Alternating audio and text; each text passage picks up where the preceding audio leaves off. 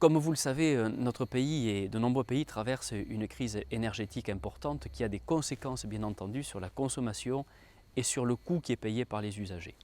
Les collectivités comme la ville de Balma ne bénéficient pas, comme bénéficient de nombreux foyers français, du bouclier énergétique qui a été mis en place pour protéger les Françaises et les Français.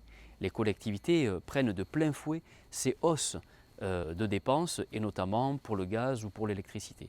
Alors face à cela, la ville a proposé avec les services un grand plan d'économie, abaissement des températures des bâtiments municipaux, réduction de l'utilisation de l'eau chaude dans des bâtiments administratifs où ça n'est pas nécessaire, etc.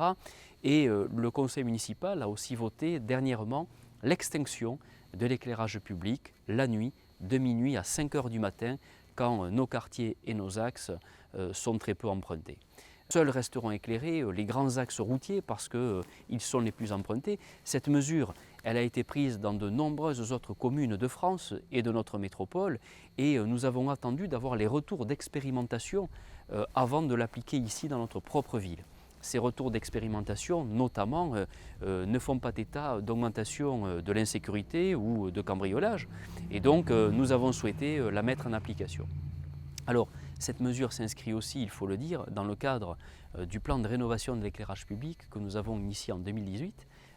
Aujourd'hui, nous avons remplacé 750 des 1139 candélabres vétustes dans nos quartiers qui sont très énergivores.